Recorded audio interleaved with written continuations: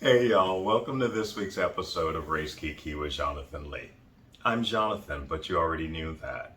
This week we are chatting with the beautiful, the hilarious, the interesting Trinidadian Kyandha Cruz with the Generations Project. Kyandha's going to be emceeing the speaking event I'm doing on the 30th at the AIDS Memorial at 7 o'clock. But we're not talking about me. We're talking about Kyandha in this conversation. Y'all need to drink this up. I need you to like, to subscribe, to enjoy my conversation with the amazing Kyandha Cruz. Remember, we can't fix a problem we're afraid to talk about. So let's continue to talk about racism. It's easier than you think. Be amazing.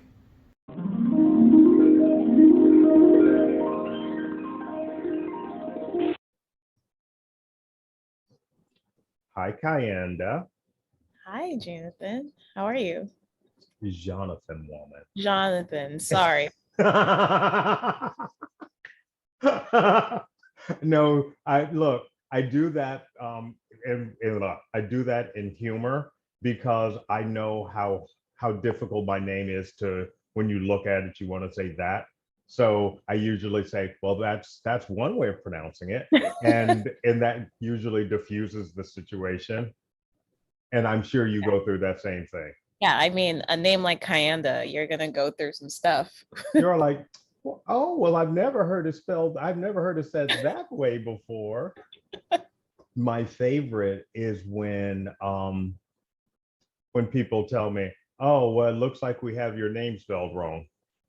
But but I wrote it. It Oh looks like God. your name is spelled wrong. I was like, no, you're just saying it wrong. Yeah, I think it's oh gosh, names are such a interesting topic. Like, especially when people try to tell me how my name should sound. It's like, no, I grew up with this name. I know how to say it. It's I like, had to have that conversation with the nurse at my doctor's office. She's all like, well, according to the way it's spelled, it should be. I was like, well, that's one interpretation. I can appreciate that, but however, comma, this is my name, and I exactly. get to decide how I want you to pronounce my name. Exactly. Anyway, before I ask you my lovely question, give us your backstory. Where do I start? I don't know. Tell us a little bit about yourself. How do I know you? Um, well,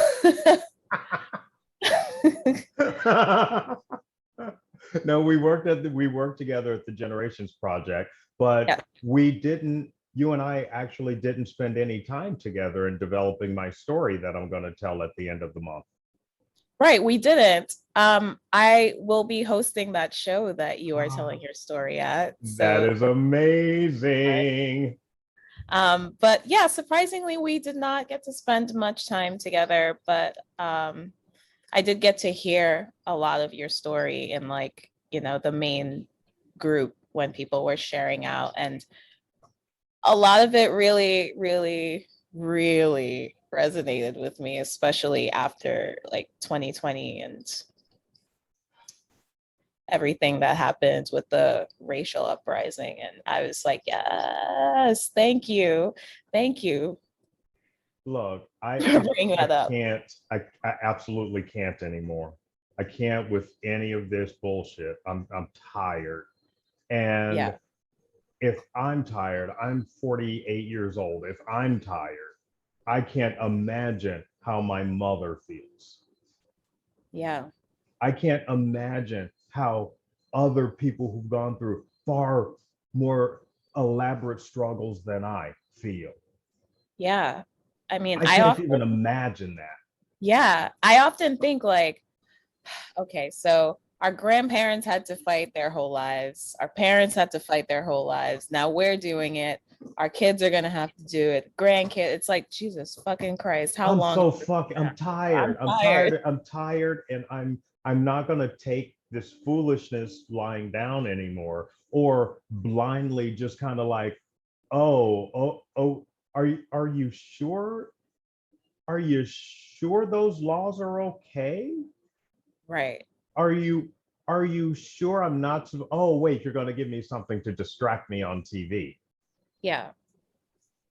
Anyway, so when did you learn about race? Whew. I actually learned about race when I was a teenager. Okay. So I spent my childhood in the Caribbean, in Trinidad. Okay. And when I lived there, I didn't think about race. Like, obviously, there are people of all different races all over the Caribbean, but like it's just not something that ever came up. It's not something I ever thought about. It wasn't a thing. It wasn't a thing. And then I came to America and met white people. And that was, that was fine, whatever. But I did not really think about race until about 16, 17, when someone called me the N-word. I don't know if I can say it, but we all If know you what want, if that's part of your vernacular. on the streets. It was an old white woman. And a couple of my friends and I were walking down the street, and we were just like, teenagers, like laughing, having a good time walking. And she just called us niggers. And I was like, she was like, oh, these niggas leave so loud, like all this. I don't remember exactly what she said now because it was like half my life ago, but But you still felt that. that was the first time anyone had ever said that word to me in that way. Like it's a regular part of like conversation for Black people. And like that's fine. It wasn't really a part of like my vernacular because it's not something that we really like said in the Caribbean. Right. It's not something that I was used to hearing a lot, and especially like at a young age. Like I was really young. I didn't go anywhere. I went to school and I went home to my Caribbean family. Like that's all I did. And it was just like, you hear it in music, cool. But like it wasn't until someone called me that word, I was like, huh, this is something I've only seen happen on TV. And then I started thinking about race a lot, especially when I got to college and I had my first relationship. Okay. And it was with a white woman. Okay. Who was from the South. Oh, where? Not super, like Maryland, but like very small, very, very small white town Maryland. And obviously I was the first Black woman. I was the first woman she'd ever dated. Okay. So she went with the one. So yeah. Like, ooh, I'm gonna get I'm getting all the hit all the check marks. Yes. And she would like make comments about my hair. She would like it felt like she was fetishizing me a bit. Like I probably dated her brother, but probably. Look, I was walking down the street on a date with this person, this young human from Rhode Island. And he just looks me dead in the eye and asks, if you get cut, what color is your blood? And I looked at it, I stopped dead in my tracks. And I looked at him, I said, what the fuck did you just say to me? Like, I don't know, like, is your blood darker than mine? Or like, what? What? I continue down the street. right? Because we were on our way to an event Yeah. where I was hosting and I had a microphone in my hand. So I get down to this event with this man who decided to accompany me as my companion that evening. And I grabbed the microphone and I said, y'all, can you believe what he just asked me? What color is my blood if I get y'all?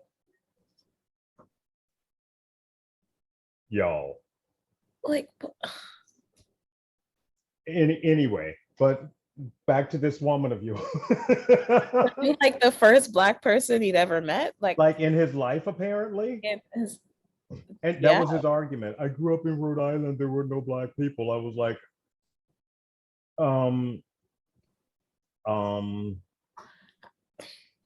okay.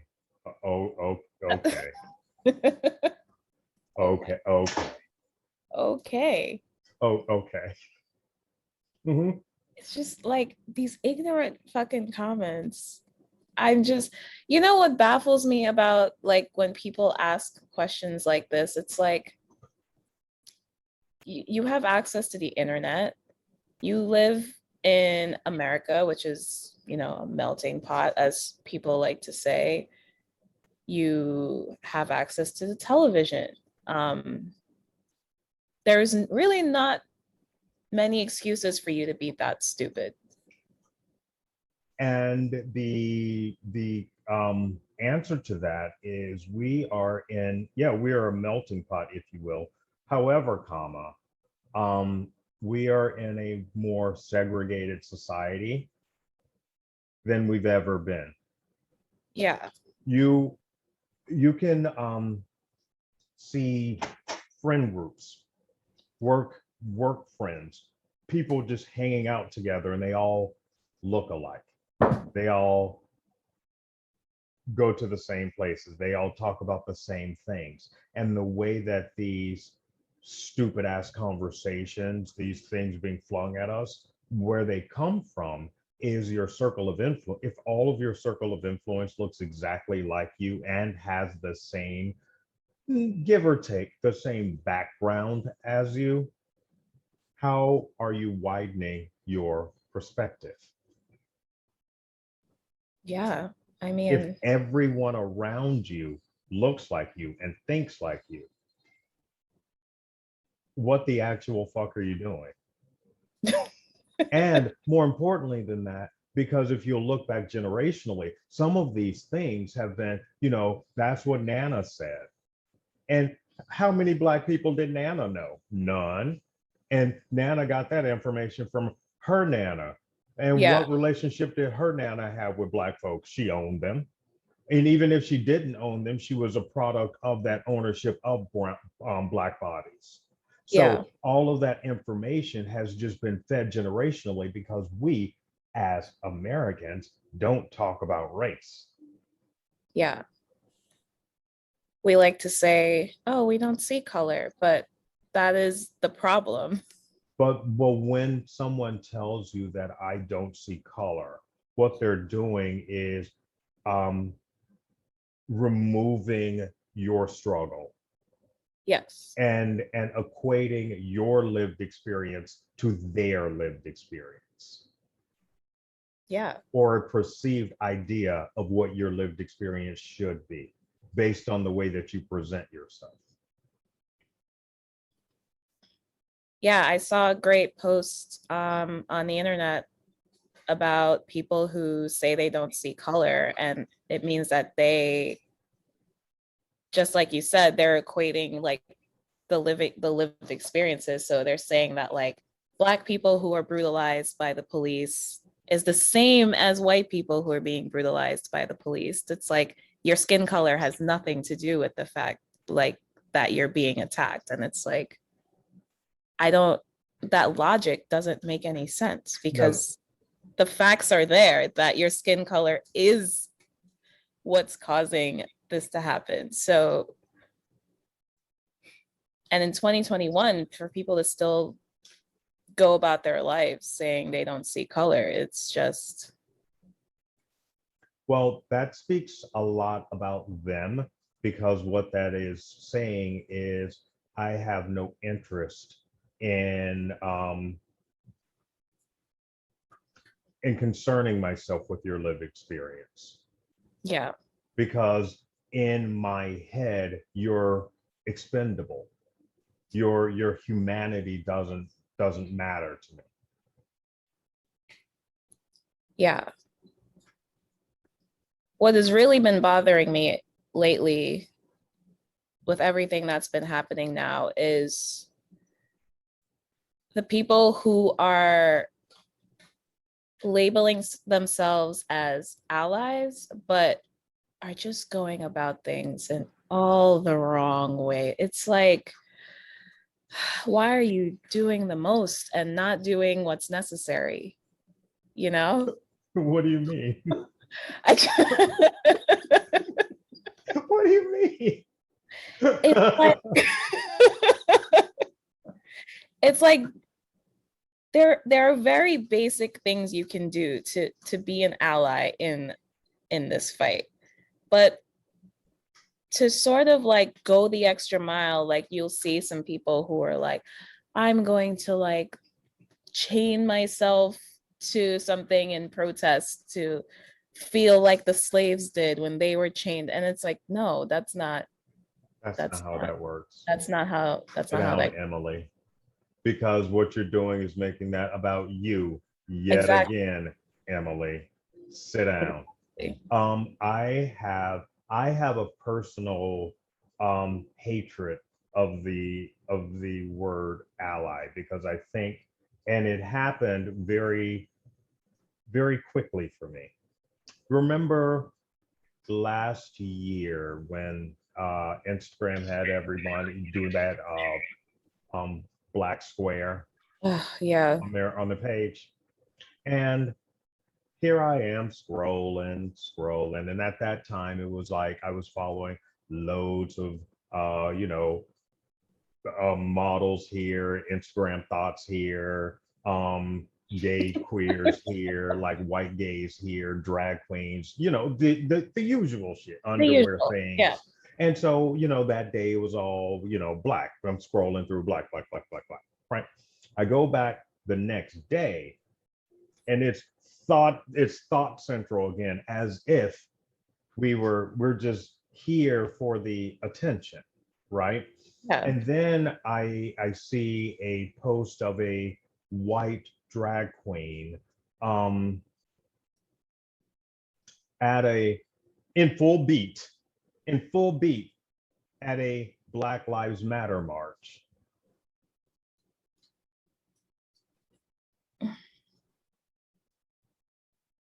Well, Talking everyone. about how she's an ally. Oh God.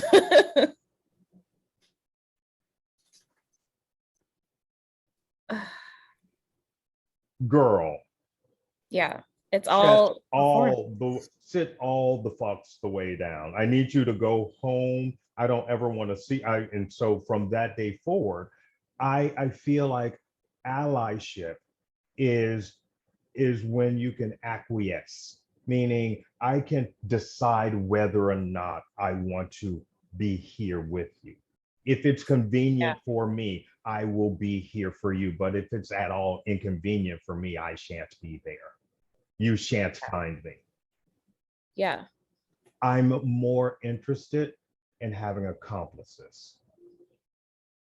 And the reason I use the word accomplice is if I'm in this fight, you're in this fight with me. Yeah. You've read the books. You know when to say the things you need to say and when to shut the fuck up.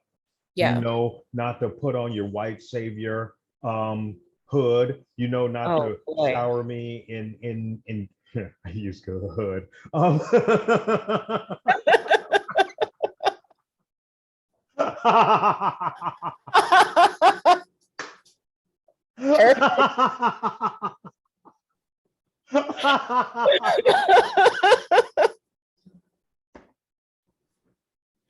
Oh God. Okay. Oh, that worked out perfectly. okay. So, so I need you like in this fight with me. I need you to like when I'm not there, say the things that need to be said the way that your white brothers can hear it, the way your white sisters can hear it. That's Yeah. what that's what my accomplices are there for. Mhm. And so whenever I hear someone tell me that they're an ally, I immediately check out. Because you remember a couple of years back when people were wearing those damn safety pins? You remember that? When all the little Upper East Side white women were wearing the little safety pins. I was on the train one night, minding my own Christian business, suited all up, looking gorgeous, and I witnessed this interaction between this young trans person and some guys. And here these women are with these pins on, and they're frozen. And I understand why. I get it. As a woman, I wouldn't want to be involved at all. So here I am stepping in, blah, blah, blah. Y'all sit down, stop being foolish. How dare you? And for some reason, because I was all suited up and I have this voice, people just do what the fuck I tell them to. It's Well, real fantastic. Like, just stop it. What's wrong with you? What would your parents think? And then they just sat down and it was, I don't know what was going on, but I didn't want any parts of it. And so I look at these women and they're all like, and then they grab their purses. ugh, After all of that,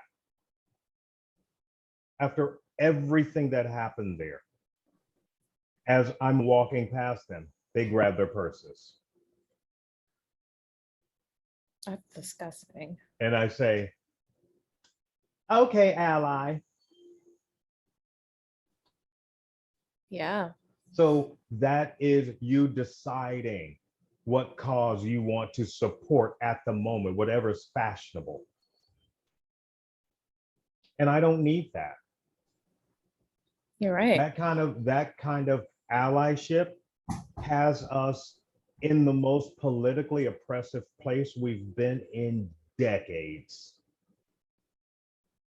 That kind of allyship has our Black and brown bodies being executed on the streets. That kind of allyship has us here Yeah. because we acquiesce to it.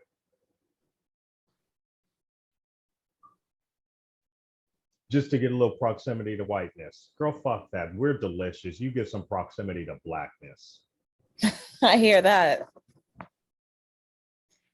I mean, Because look, it's just giving we're giving all our flowers away. We're giving all our power away. What the fuck? yeah. Now, you can't have power unless blah, blah, blah, blah, blah. You can always go on. No, I was just thinking like I like that you don't like the term allyship, and I've never thought about it in that way, like allyship versus an accomplice. Because Mhm. you're right. And like because so much of allyship is just performative. It's like, what can I do to make myself look like a good person to the world? But you can turn it on and off. It's like Mhm. that's not real allyship, you Nope. know? And I just think so many people that I know who are allies are just allies. They're just doing it wrong. It's like in this fight, if you still feel like your voice needs to be heard more than mine, you are not an ally. You are not an ally. That is Like, not what you're doing. that is not what you're supposed to do. That's not what you're doing. You're going about it the wrong way. Like I said, in the most. Like, just because you have a Black coworker, a Black whatever you have, don't tokenize them. Like, oh, here's this Black person you see. Like, I'm an ally. I've got my Black friend right next to me. Like, that happens way too often in 2021. What is happening?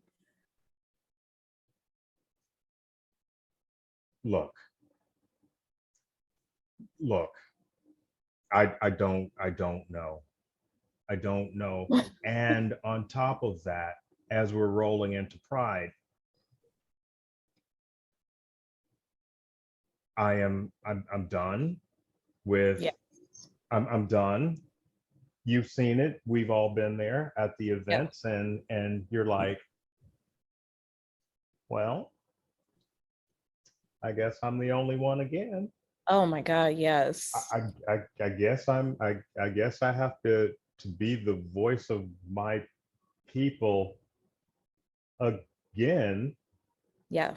I guess I have to field off the conversation if I'm trying to decide either you're trying to fuck me, gaslight me, decide whether or not I'm supposed to be there, Yeah. or stereotype me. Those are all of the things that are happening and what I'm negotiating in my head whilst trying to shake my shoulders and have a drink or two.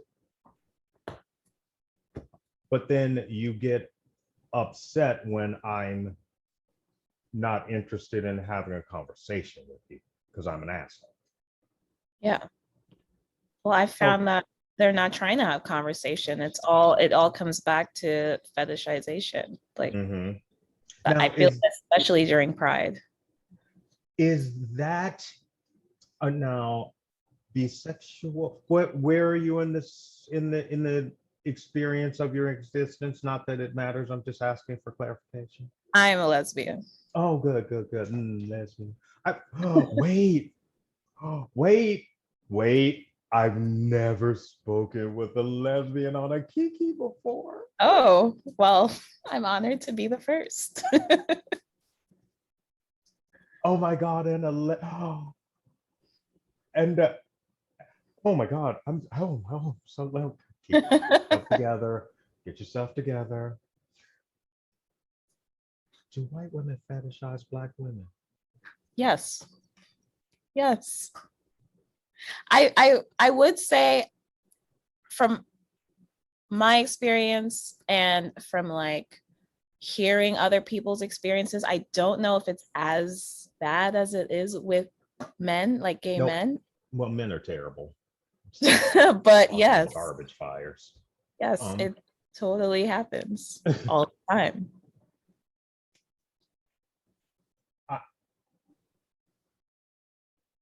Wow.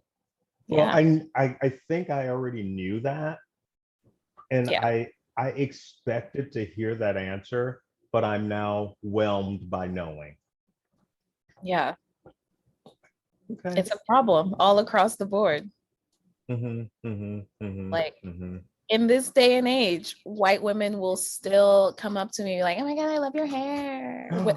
Yes, yes, With their hands already in it. Oh my God, can I yes, touch it? Bitch, yes. look, I'm sorry. I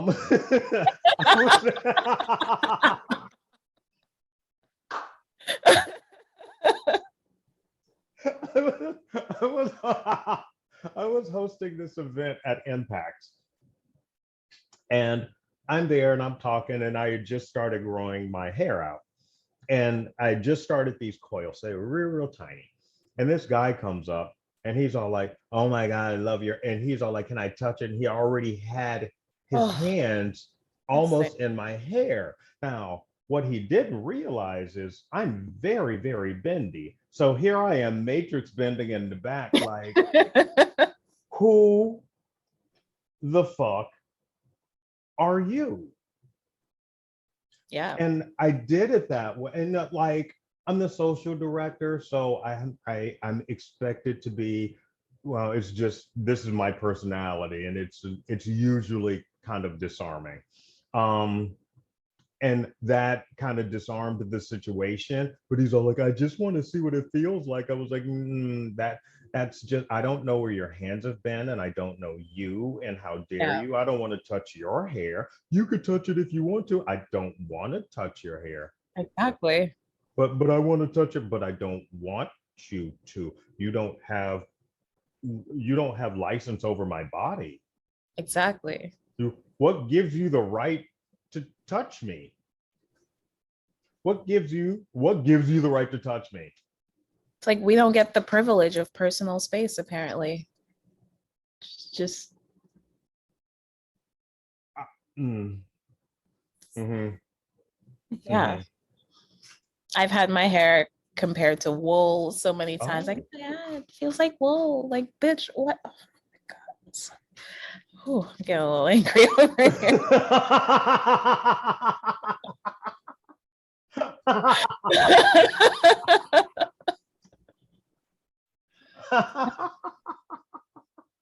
It's just, come on.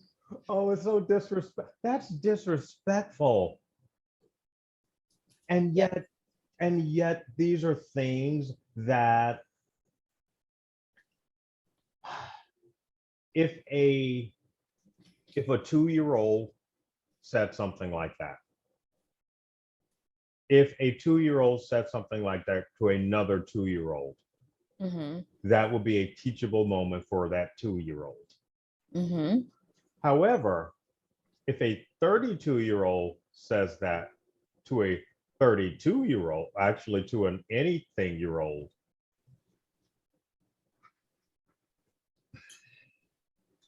now you could go in one avenue and say this is a teachable moment, or you could cuss her the fuck out. I mean, at your big age, I still need to teach you. No. That's why you go with, I'm gonna cuss you the fuck Yeah, exactly. out. What? Yeah. It's like, girl, go listen to a Solange album because this, no. Go on Google. There are YouTube. Anyway, Look, you could go into a spiral for 9 hours watching hair tutorials on YouTube. I know yes, because I've done it. same here. I have done it. I was like, ooh, what is she using? Oh, I've never been able to do my hair that way. Oh, and so I know that it's possible. It is possible. And because of those videos, every time I see a beautiful head of hair, I'm all like, oh, that took a lot of work. That took a lot of work. And that for me is a celebration of Black beauty. I'm not going to touch it because I know how much work it took. It takes me 4 hours to do my damn hair. Remember when I said that on the call? Oh my God, everyone was shocked. And I was like, Yeah, I'm remember you. when I said that on the call? And they were all like, it takes you 4 hours. I was like, yeah, that's not even me cutting my hair. That's just me washing my hair and Yep. like whipping it back up into this shit. I'm with you every Sunday wash day. Come There goes on, the you whole better day. come through. Well, mine's gonna be tomorrow because my man's coming home on Sunday. Yeah. Okay, get you ready then. Look, I gotta get, well, it's coming back home on Saturday, so I gotta get this wig tightened real quick. Oh,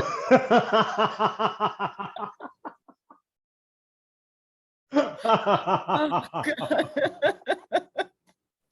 And the funny thing is, you'll meet him. His name's Scott. He's lovely. He and I are he's white. He's Mhm. this incredibly creative, beautiful artist raised by two fantastic behavioral psychologists. His parents were therapists, and when we started dating, and I'm like, and we sat here on this couch as an interracial couple watching all of this fiasco happen, watch the world fall apart. I'd rather say the world reset itself, because I truly believe that the quarantines, um, pre-quarantines foolishness. All right, I'm gonna. I understand why it was there, Yeah. but quarantines 2020, we watched like a television show this entire planet change. Yes. We witnessed it. We watched cops execute a man on the street in broad daylight Mm-hmm. with the look in his eyes that says, I fucking dare you to say anything. I fucking know it's nothing gonna happen to me. You saw that look in his eyes. Yeah, I It was remember. cold, it was dead, it was piercing. And we saw the political garbage fire that was happening. And then we saw protest, peaceful, people out, and here comes the cops in SWAT gear. And we watched a virus overtake the planet. Mm-hmm. And then we watched white supremacists try to overtake the government. Yep. And then we watched politicians who are elected side with those insurrectionists. Yeah. And I don't know, that's post quarantines. I don't know how you can be unchanged after seeing all of that. I don't know how you can be unchanged. Yeah, I hear you. A lot of people changed. A lot did not change for the better. Mm-hmm. It created a time now where like people are fighting for change in a positive way, but now people are more comfortable with spewing their hate and like wearing their hate. They walking out with those hoods now. Like there's no You know fear. what?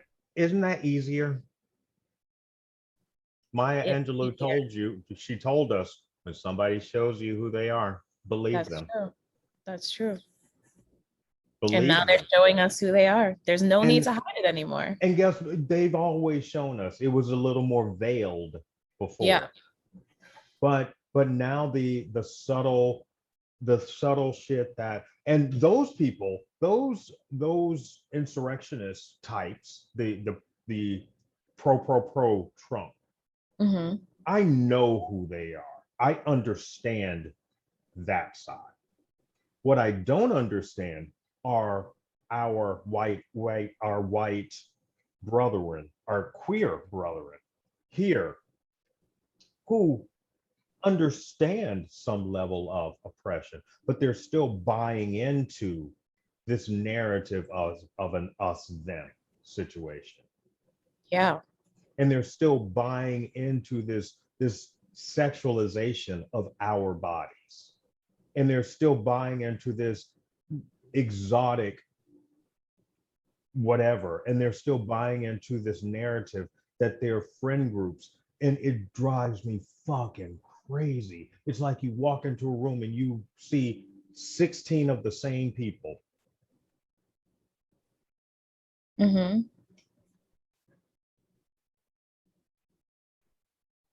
Talking about the same thing.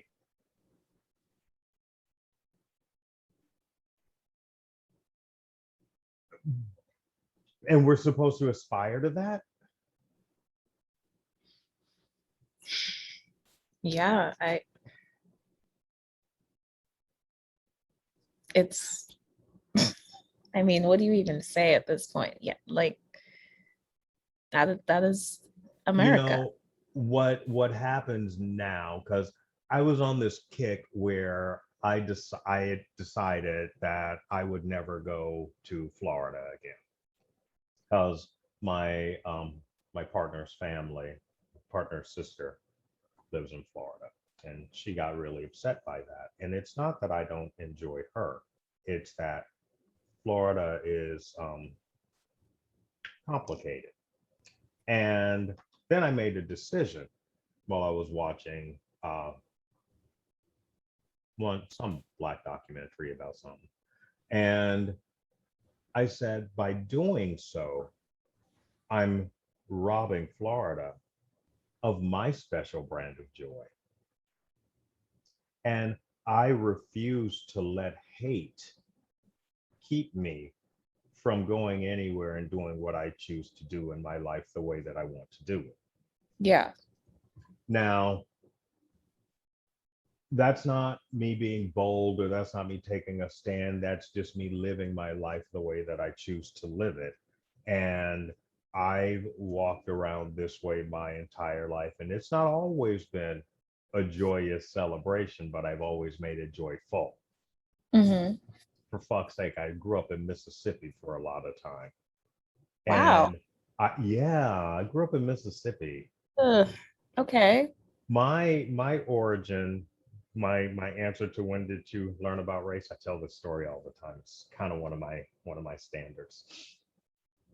Picture it. 8-year-old little me. I'm in the third grade. I go to a school called Broomfield in Natchez, Mississippi. Natchez, Mississippi is where you would go to buy your designer slaves in during slavery. Okay.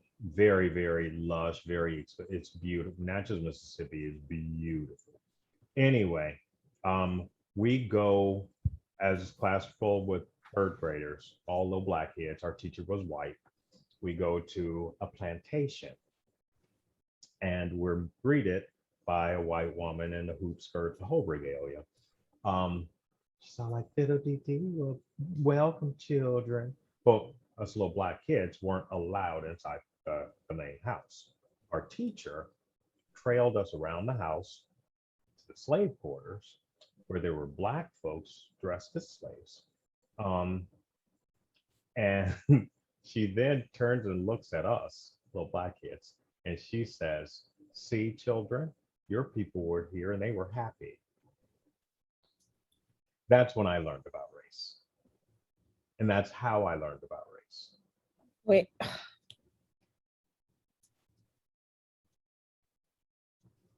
So, first of all, they got black people to dress up as slaves. Oh, yeah, it was a job. That was a job.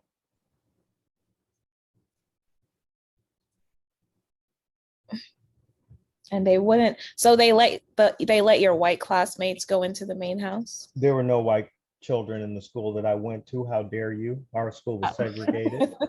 Ah. How dare you? And again, I was born in 1972. Now, when we moved to Washington, I had white classmates and I was the only black kid. And they used to call me African booty scratcher. And I was the Negroid from Mississippi or something like that. And then we moved to Texas, and the school we went to, there were not a lot of black kids, or if there were, I wasn't around a lot of them. I don't know why. Then we moved back to Mississippi. There's other places in there, but then we moved back to Mississippi where I went to high school. And I've spoken this way since I was 12 years old. Wow. I've spoken with the exact same diction. I've spoken this way since I was 12 years old. Now imagine me, little 12-year-old me. Nope, I was probably 15 or 16 when we went back to Mississippi. And I stand up first day of school, all black school, and I introduce myself, and they're all like, and then I go sit down. They're like, the whole class, where's the white boy?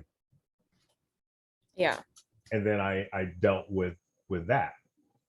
And then that was me still figuring whatever in the hell this is out. And that just complicated things. So I made it easy, and I dated cheerleaders with very big boobs, just very big boobs. And they always had really, really attractive brothers. So that was, yeah. But then I got the hell out of Mississippi. Good. Where did you come when you came from the Caribbean? So I came from Trinidad and I lived in Brooklyn. So I've been in Brooklyn ever since. Okay. Yeah. And what year did you get here? 2002. Okay. Yeah. And I had a pretty similar experience because I learned how to sound like my classmates from TV. But I learned how to sound like this from white shows on TV. So when I got here, people were making fun of my accent, even though I lived in a like pretty predominantly Caribbean neighborhood. I didn't have any classmates who had just gotten to the country. They were all American born, Mm-hmm. had American accents, like sounded like they were from Brooklyn, New York. And I didn't like that every time, like my teachers, they would ask me to read things out loud all the time and like correct me in front of the class because I didn't sound American enough. Mm-hmm. Mm-hmm. They tried to give me like ESL services, even though I was fluent in English. I just wasn't Mm-hmm. fluent in American English, I guess. So Oh, that's just indoctrination, honey. That's yeah, indoctrination. I picked up this accent from TV. I was like, I'm not gonna stand out anymore. I'm gonna sound like everyone else. Mm-hmm. And then what happened? Now I sound too white, so everyone's making fun of me Mm-hmm. because You're I'm like, not oh, black I enough. adjusted too far. Yeah, I took it too far. Now I have to dial it back.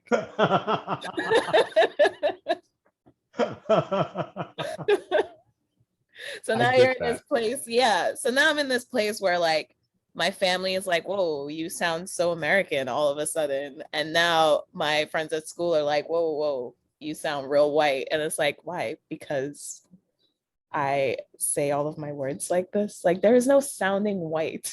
Okay. Mm-hmm. Mm-hmm. Like that shouldn't be a thing. I would always get, oh, you speak English so well. I was like, well, it's the only language I speak, so Right. probably. I You should mean, probably be good at it. it's like, oh, you're so eloquent. Yes, I get that Okay.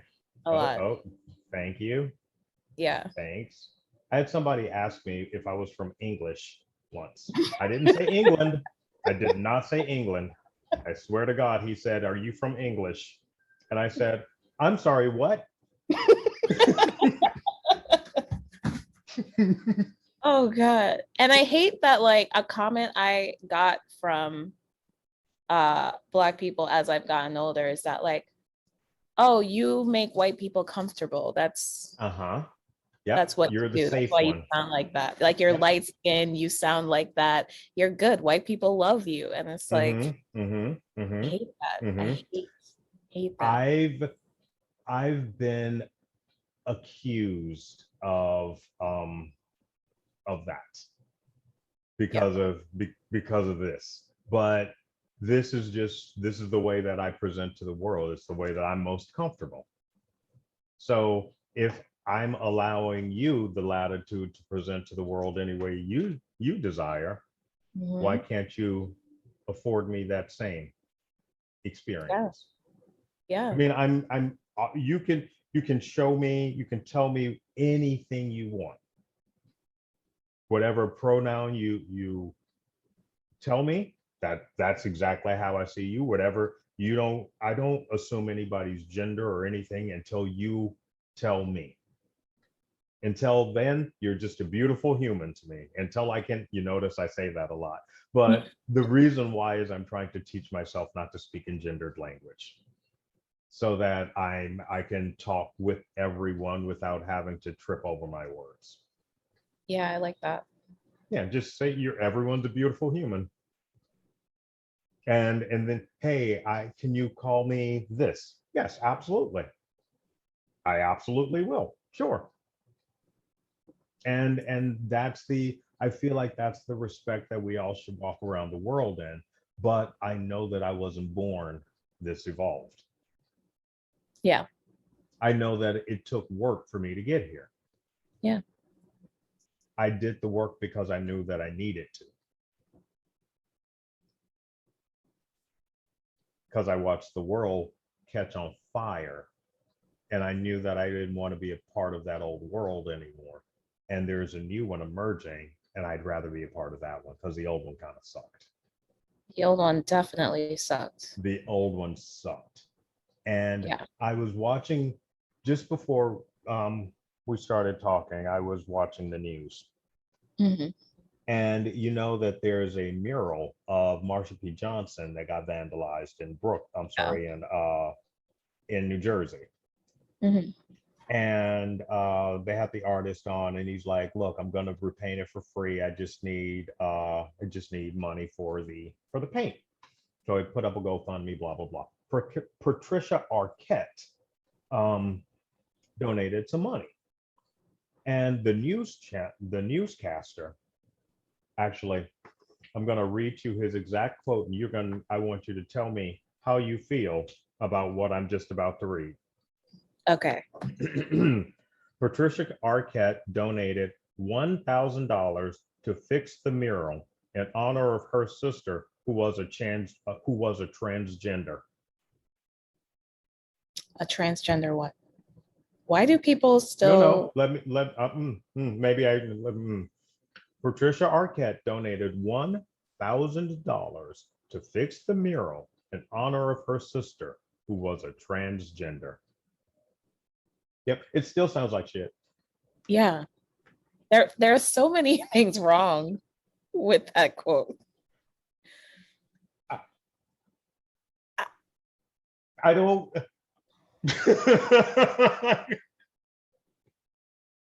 What the fuck? Okay. This was like on the news, not in print in a news article. This came out of a man's mouth that he read from a teleprompter at 5:45 in the afternoon today. Wow. Somebody wrote that copy and he read it And out loud on the news in New York during Pride. That is, how do I even respond to that level of I don't know. like, But yet, 20 people probably saw that copy between the time it was written and the time he said it out loud. yeah. And those 20 people thought that that was okay for him to read out loud on the news at 5:45 on a Thursday afternoon in New York. And I'm sure there are people who are like, yes, give her flowers. I just, people stay be leaving me speechless because what? Now, now see, I'm going to see if you're going to follow these other flowers. Lake Mead, it supplies all the water to the western side of the United States, is at 37% capacity.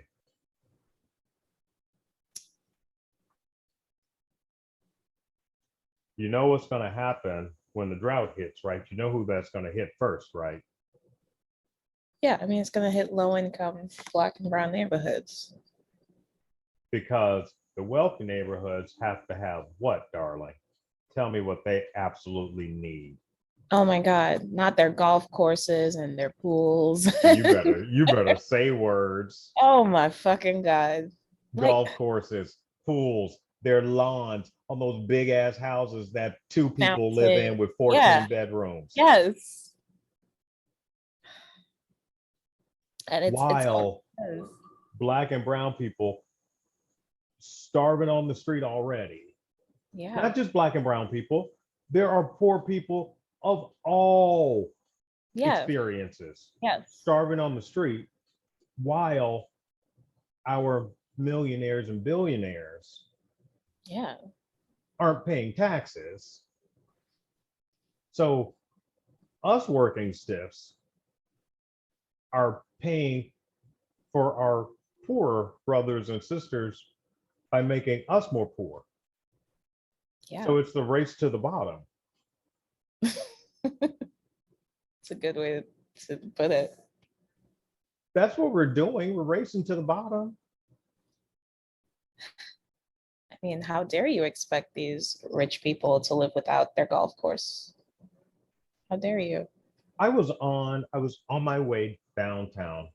Oh no, on my way back from somewhere.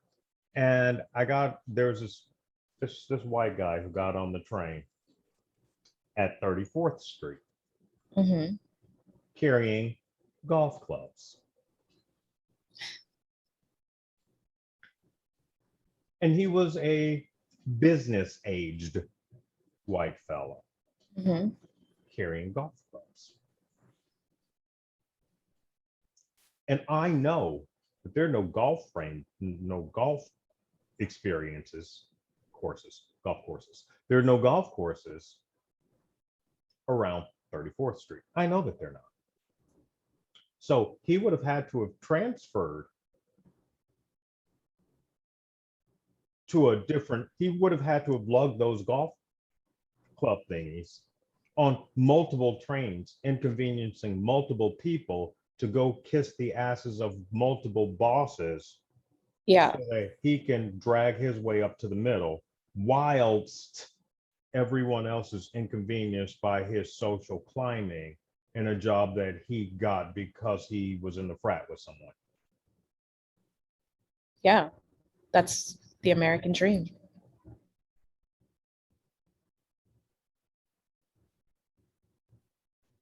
That's how the world operates. That's so, and I was out recreationally shopping today. Because I have a theory about that too. Have you noticed that when you are a black or brown person just minding your business, you're out living your life, high kicking and shit, and you're in a store, how often do people come up to you and ask ask if you you, work there? do you work there? All the time. All the time. I'm like, listen, obviously I do not work here. And here's my theory about that.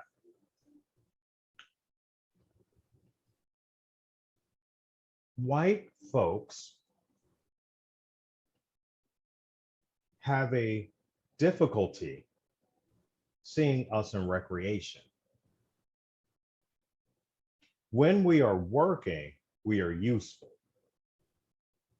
When we are in recreation, we are obstacles impeding their recreation. And when we are out seen in recreation, we should be useful to gain passage for our recreation. Yeah. Because, you know, I go wandering around stores a lot. It's one of my favorite things in the entire world to do is put my earbuds on and turn music on and then people watch, because I find the way people interact with one another tells me everything I need to know about how they treat the world and how they see others around them. Yeah.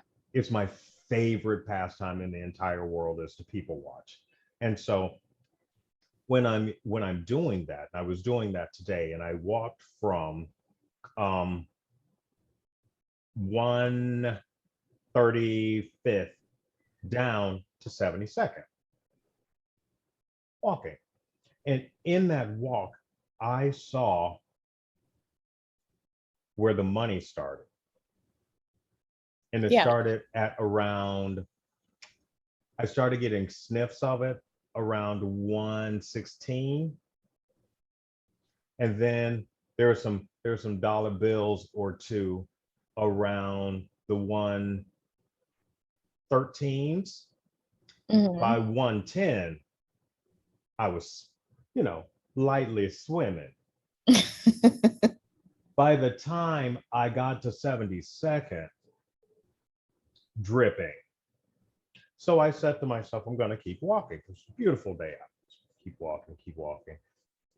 There were so many white faces doing business meetings at these very, very, very expensive restaurants.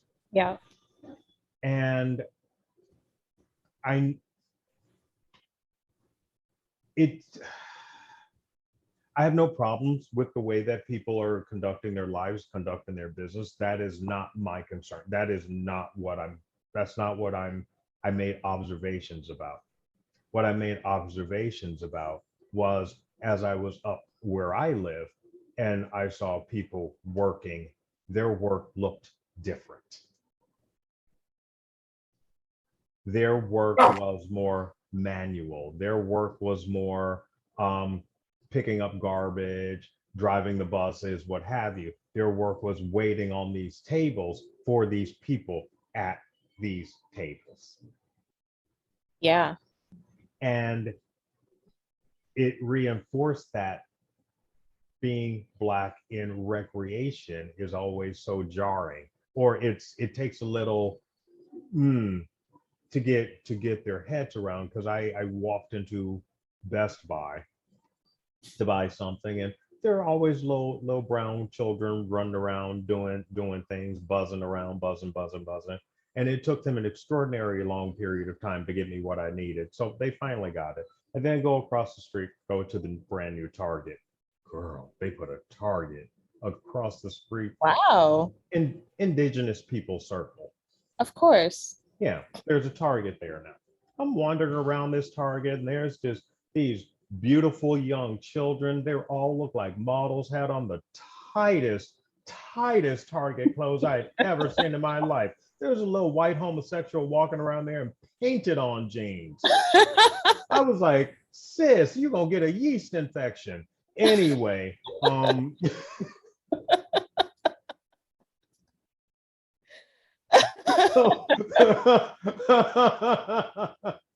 the minute I walk in, um, I walk in and there's a Black guy in the security thing. He kind of looks at me, and I'm wearing like a t-shirt and some denim cutoff shorts, and he does some on his headset, and I was like, oh, okay, I'm gonna get me some audience. And so I go downstairs and I get my hair products. Found some. I'm trying yet another hair company. Same. Anyway, and so I'm wandering around looking for body wash, and I look to my left. There's this person that's been pacing back and forth since I've entered the store. And so I go get some hair products, and I'm still looking for body wash, and he's like still following me. So I'll go up and ask this young person in skin tight clothes, where's the body wash? Oh, it's downstairs. So I go downstairs. Lo and behold, I get downstairs. That person is right there waiting for me. So I was being followed through Target today. Oh God. By an employee? Yes, of course. Okay. And it was so comical to me, because I didn't have my earbuds in, so I could actually hear all of the things that were happening. And yeah, and it was just weird. Yeah. Around Target. Come on. In Target. Target of all places? Girl, what I'm gonna steal from Target? Exactly. I'm gonna steal this 52-inch TV. I'm gonna run out of here with my little shoulder bag. What am I taking from Target? Oh, God. Anyway. So I'm tell me sorry. about these streets. Tell me about these lesbian streets. What do you want to know? It's I hard know. out here. Is it? Oh my God. I feel like, I don't know if I've just gotten older or people are just more stupid, but Could be both. yeah, I think it's a mix of both. Yeah, it could be both. Yeah. But after my one relationship with my white partner, I decided never again will I ever date another white woman. Now, how bad did it get with this white woman? White women are just exceptionally good. This is like their superpower. Exceptionally good at victimizing themselves. Oh God, yeah, yeah. I think that is part of indoctrination. Think about it. No, think about it. What do we teach traditionally little girls? What do we usually equate little girls to? Like princesses. Princesses. And what do Yeah. princesses generally need to be taken? They No, the generally whole need to be damsel in rescued. distress. Yes. God. That's how as a society we've indoctrinated white women. And on top of that, I personally believe most laws in this country are fashioned in a way to protect the delicate favors of the white virtue, of the white woman's virtue. Yes. Otherwise, we wouldn't have nearly as many laws about abortions and stuff because men can't get them. So why do we care? That's very true. But we have to take care of these delicate women and the white purity of the woman. So we have to take care of her and her virtue, and we weaponize her virtue. We criminalize anything that has to do with putting her virtue in danger. Yeah, you're right. So I can say that that's not unusual to hear. It is also partly not her fault. She has some, no, I take that statement back, because she has responsibility in that, because she's a grown ass woman. Yes, thank you. She has responsibility because she's a grown ass woman. According to the way I was apparently indoctrinated, I shouldn't be who I am. Yeah, I mean, guess we could say that for all of us, right? Yeah, you have But- to, that requires a lot of work though. And work is hard. Work Yeah. is so hard. God, it is, but necessary. It's so hard. It is so hard, but if you don't want to be a shitty person,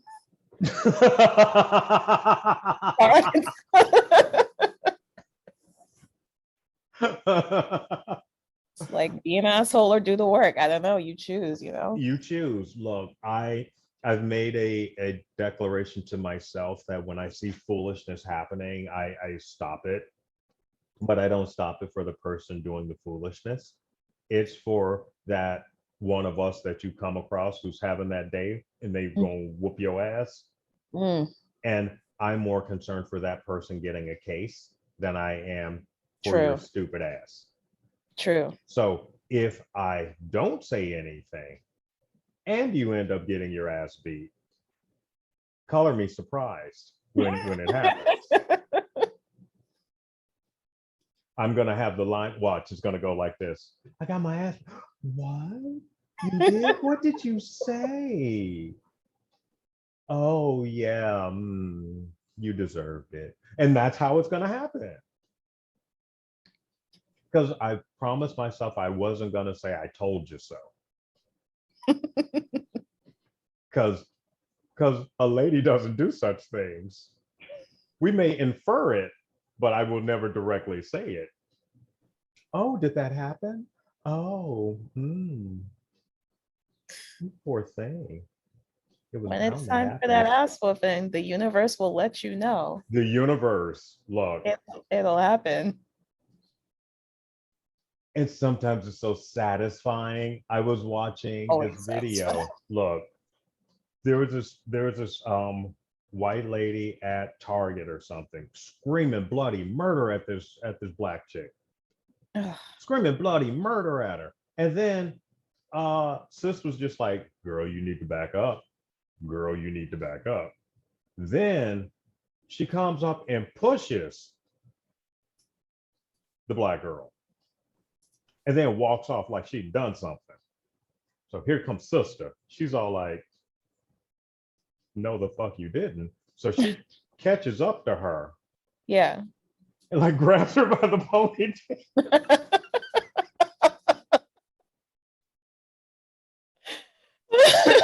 She like launches this.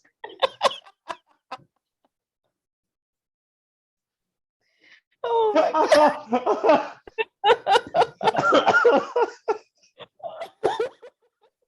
So deserved. I swear, I must have watched that like 12 times. It Oh was so satisfying.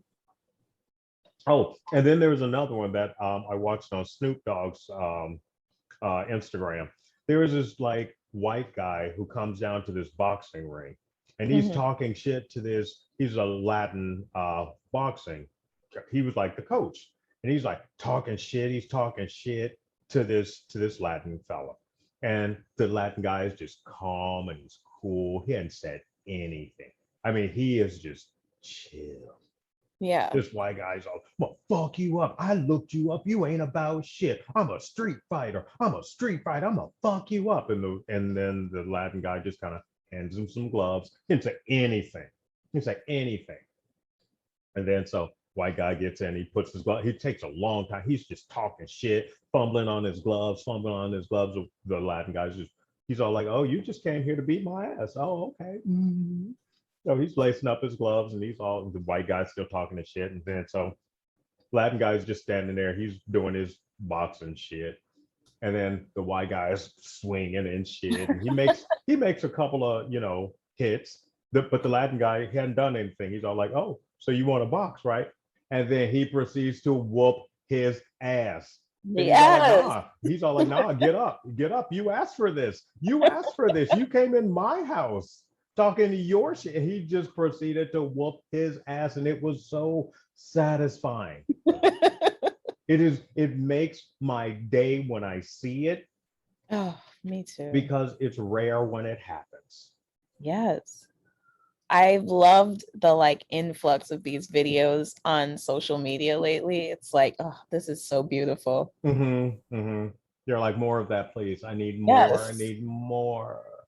And it really like, I love how it's like everyone can see the like foolishness of white women now. It's like, how you gonna attack me and then play victim? Like, bitch, I will fuck you up and you will deserve it. And then you play victim. Right. And then you. It's always the same story. And I had a conversation with somebody, and then here she comes out talking out of the side of her neck, and I had to say some things to her, and she was all flabbergasted.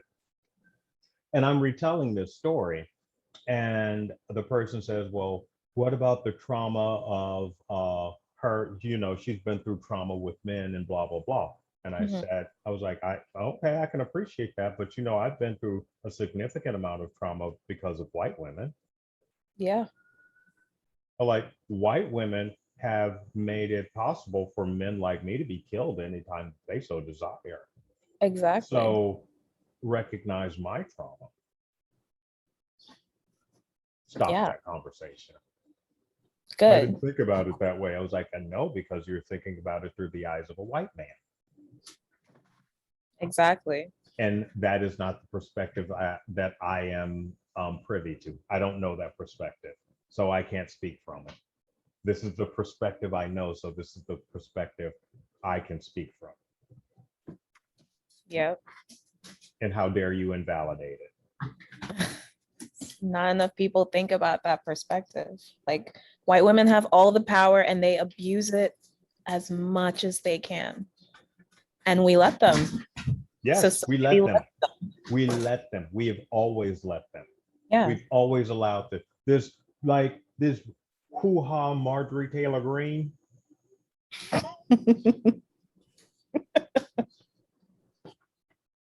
What is that? But yet she's a she's a champion for the America First Yeah. experience. Okay. Oh, okay. And this is what we're up against, Yeah. because I truly believe that there's something boiling. Something's about to happen. I don't know what it is, but something's about to happen. I And hope so. And it's not, it's going to be bad, then it's going to get real bad, then it's going to get Yeah. amazing. Yeah, I think so too. But it's going to get bad, then it's going to get real bad, and then it's going to get amazing. And if we stay the course and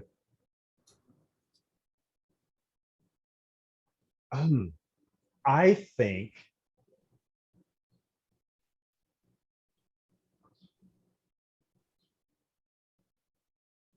we need to forgive them.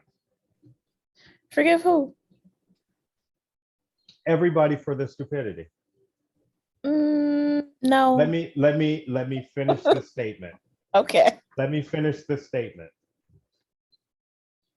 I'm going to forgive you of your previous fuck ups.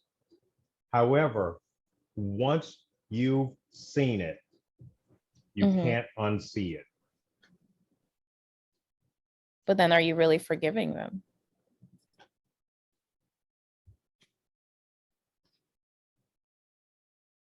No, that sounds like more like I'm testing them. Yeah. Because once you see it, you're never going to let it go. So you're not. Once you see it, once you see it, you've seen it. Yeah. And if you're still there, I'm going to leave you there. If you want to come along, ask me for a reading list and I will give you all the things that you should read. No, I won't. I'll just tell you go to Google. Yeah, same. I'll tell you to go to Google. I can have a conversation with you, but be prepared for what I'm about to say, the way I'm going to say it. Yeah.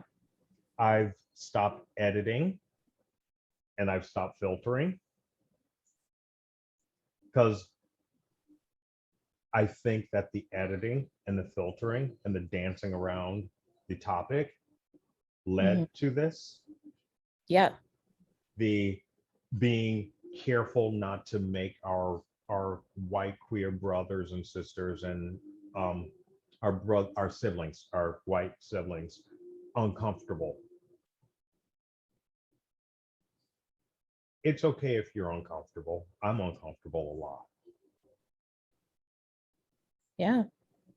If you're uncomfortable for 5 minutes and I had to tell somebody this, you're uncomfortable now, aren't you? Yeah. Really uncomfortable, right? Yeah. You don't know what to say because you feel like if you say anything, it's going to be used against you. Yeah. That's how I feel a lot. Yeah.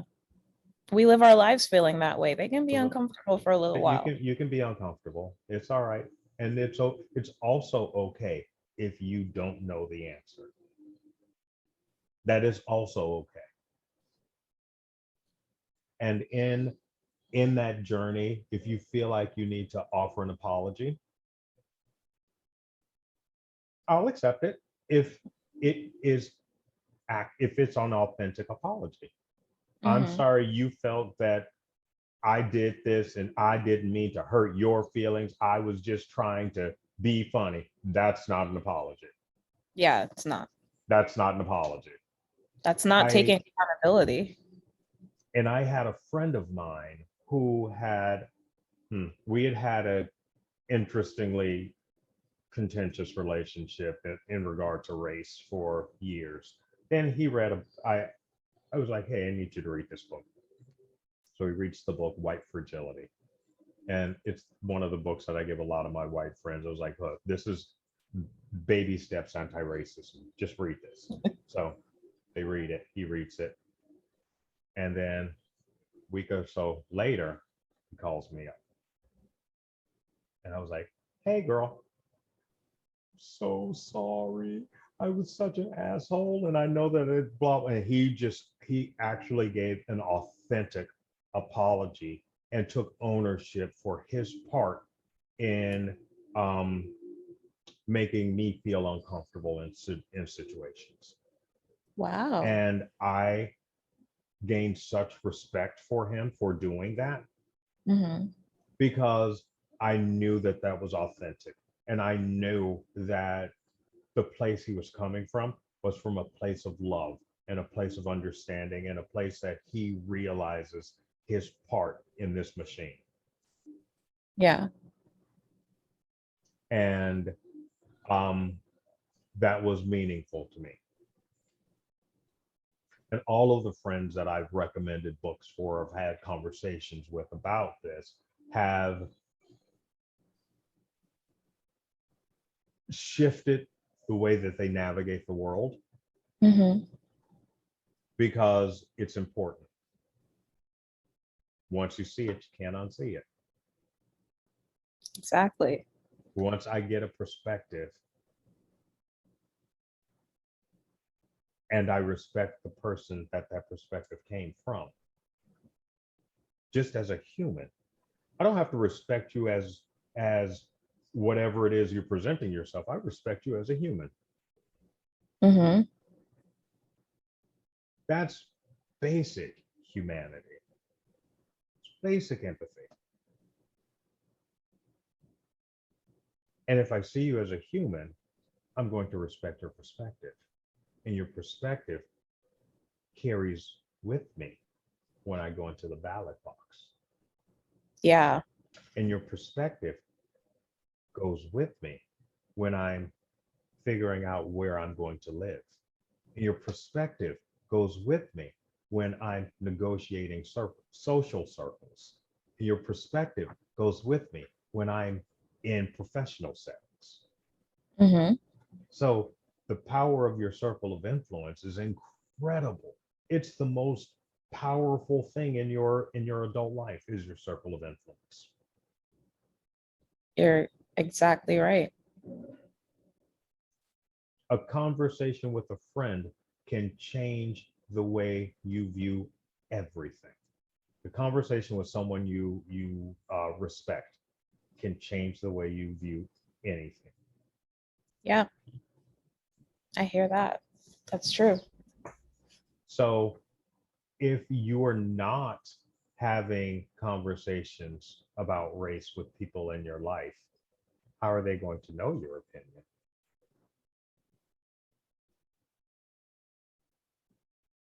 You're right. And then on top of that, how do you know theirs? How do you know what they know? How do you know how they know it? Because they could have learned it from racist Nana. And then you say, let's put this information that Nana told you into context. Where did Nana grow up? What was Nana's circle of influence like? Who was around her? Oh, okay. Did Nana work? Okay. Did Nana have a housekeeper? Okay. What were race relations like during Nana's time? Okay. So the information that your Nana told you that you as a grown ass person still believe in Nana's context doesn't work in our context. Yeah. In Nana's context, that's normal. In our context, that's hugely racist.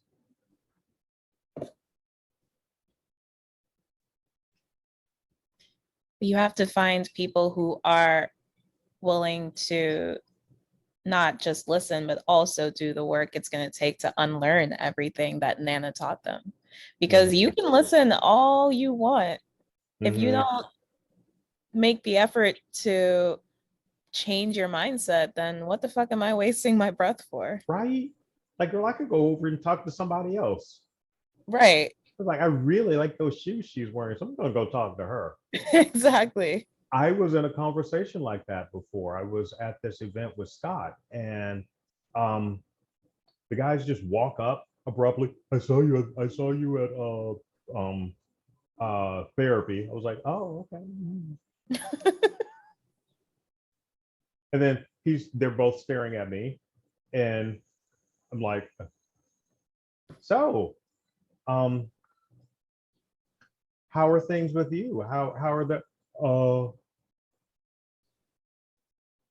we saw you at therapy. Okay, I'm gonna go now. I'm gonna go over there. I'm gonna go over there because that was why. It's just a waste of time. It's a waste of time. It's a waste of energy. Yeah. I could be having another drink. I could step outside and have a joint. Whatever. Exactly. I get you. I feel you. That's the problem. This was a glorious conversation. I know. This was awesome conversation. This was so fun. And I've had in a while. You don't get too many opportunities to have these super honest, open conversations about race very often. There's either people who are like, I don't want to talk about that, which I guess I understand. It's the fair thing to say. Or people who are like so still like their eyes are still closed. They just refuse to see it. Because they don't want to, because they can choose to ignore it. Yeah. Because it's easy not, to ignore yeah, it. I can choose. I was sitting across from a table. I think I said this last week, but I was sitting across from a table with some big old black man telling me he had never experienced racism in his life. Okay, come on, sir. Sir. Let's stop this right now. Who in the fuck are you lying to, sir? Exactly. I looked at my friend and I was like, she's all like, do you like him? No. Okay. Like and maybe he's that one magical unicorn that has never, ever, ever happened. Doubt it. He is also the same person whose co-workers refer to him as a gorilla. And he just let that happen? Oh my God. He's never experienced racism in his life. How dare you? Yeah, you're right. That's not racist. How dare you? But those are because ooh, shit. So is there I don't know the name for those of us who our social circles are very, very white, and we distance ourselves very, very far away from Black issues. Do those types of our brothers and sisters and siblings, do they exist in the lesbian community as well? Yes. Okay. Oh, 1000%. Just check. Yeah, they exist. It's sad. I try to ignore it, but they're there. Yeah. And then I knew this one fella, beautiful guy, beautiful, deep brown skin, fabulous, just handsome, muscles, an attorney, just lovely, right? And every time I saw him, he'd be dragging around or being drugged around by the most sleazy old white guys, and like not just like one or three, like 6 and 7, and then he was there, and I'd walk up, hey, how are you? Oh, I'm fine. We're just out on the evening, just having went to the opera. What? Then they come on over. Then he scurries on over. Now, I know because people tell me stories, but I know what they were actually doing was passing him around like Halloween candy. Oh no, I'm not surprised by that at all. But they were also wealthy and affluent, and they took him places and got him prestige and such. Yeah. I'm not judging. I'm just saying words.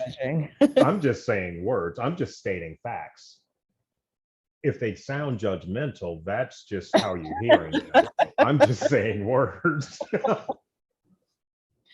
It's crazy what parts of themselves people will sell for just some proximity to whiteness. I'm and that telling like you, white affluence. Like fuck all that. Proximity to blackness. Get all up into it. Drink it up. we are happy and moisturized over here. Come Drink back. it up. You better shut up. I was, as a matter of fact, when I left that the storytelling last on the 5th, Mhm. Hager and I went to um the Eagle. And so I'm at the Eagle in my little romper, having a cute little time, drinking, skin glowing. I've had about 12 people, a full dozen or so over the course of the evening. What do you put on your skin? I was like, no, bitch, I just moisturize. What don't you put on yours? Oh my God, it's crazy. People don't use lotion. I have white friends who go through these like 25-step skincare routines. And I'm like, water and shea butter is really, really all it takes. My dear husband, my dear other half, he when we first started dating, he did not understand the joys of self-care. And he didn't understand that you get out of the shower before one dries off, you cover your body in coconut oil, and then you blot. Yeah. And then you're done for the day. In the Yeah, wintertime, you might want to put a layer of something on top of that, but in the summer, you need nothing more than that. exactly. And you go out into the world and your skin is glowing. Always. Tell them they don't know. Beauty Secrets by Jonathan. I'm telling you, it's so easy, but yet you're buying all these $1 million products, putting all these chemicals on your face, putting all these chemicals on your face, pumping up your lips. As a matter of fact, I was on that walk today, lovely, walking on this beautiful day that Black Jesus provided us. Um, there were all of these white women out on the street. And, you know, they were all so skinny, Oh yeah. like so skinny.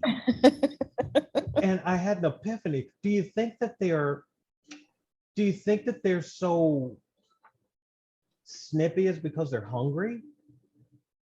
Oh my God, yes. That makes They're a lot. also, because I know that when I'm hangry, I'll go Mm, off on a bitch in a second. yep. Like I will pop off in a second. So if you're walking through the world, your husband's treating you like shit because he's shit. Um, you're so skinny. This woman was pushing a baby stroller, and she was so skinny I could see her knees. Oh God. I could see her elbows. She was skinny, and Ugh. nothing against thin women. I get it. But she was so skinny, and you can't be rationally thinking if you're hungry. Very true.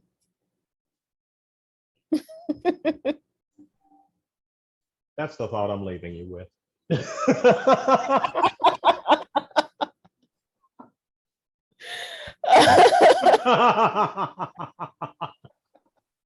It's a good one. That is the problem with white women. They're hungry. Feed them. Fuck eating salads. Go get you some. Go eat something. A salad is not gonna do it. Right? Eat I'll get you some mac something. and cheese, girl. Like what? Get you some mac and cheese. Get you some ribs. Fuck chicken. I eat chicken all the time. Just get you a chicken titty. Put some seasoning on it. Salt and pepper is not seasoning. Put some seasoning on it. Oh my God, they're hungry and they eat bland food. That's sad. That's a sad way to live. And see you popping off at any minute. Imagine if, first of all, you're hungry. Secondly of all, you have to wear Lululemon pants all the time. I don't know why, but you have to apparently. You have to. And thirdly of all, This is only getting better. Your hair has to be like bone straight Oh, in some God. color that doesn't really appear in nature unless you have money. And then you have children with this impossible schedule, but that's okay. You have help, but you don't have a job. Yeah, exactly. And you have to sit on all these committee meetings because all your rich husbands' other wives are doing all these other things, and you're judging yourselves by how these other women think of you. And on top of that, you're so skinny because Beth just got new tits, and you, I don't know what's going on in your head, but you're skinny, and that's the one thing, you're skinny. But now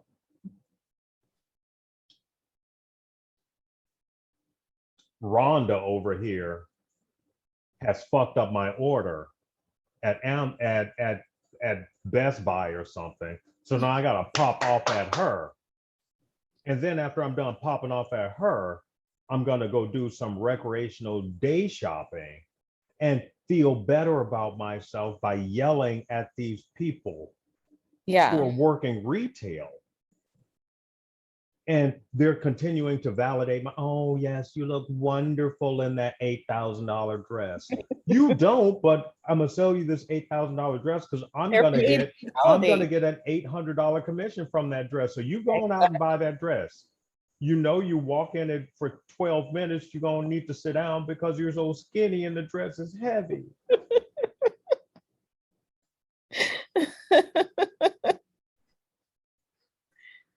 Oh, what a miserable life.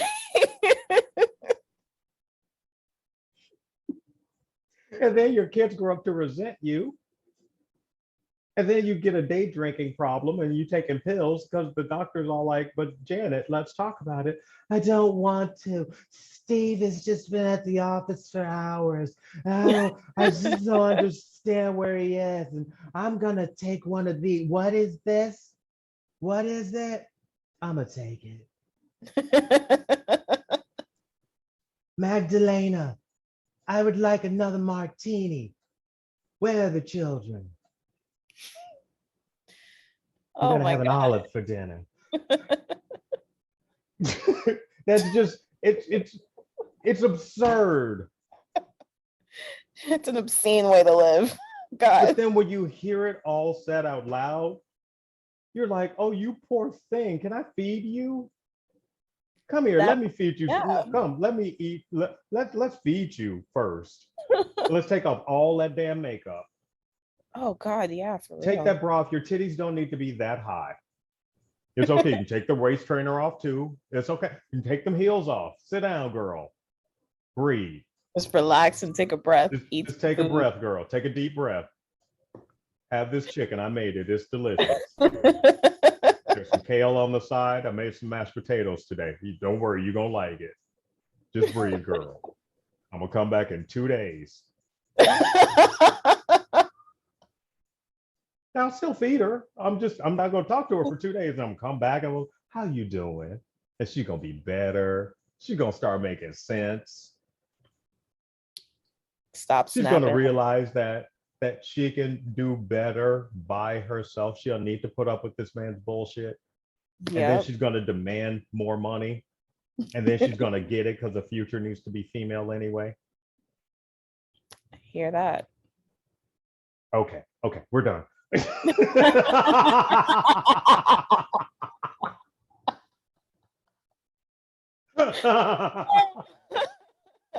Crack the code.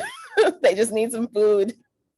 Oh God. Kyandha, this has been an incredible conversation, and I'm Yeah. a better person having had a conversation with you. Thank you. I loved every second of this. We should talk more because this is great. Well, be amazing, and thank you for being my guest. Thank you for having me. This is amazing.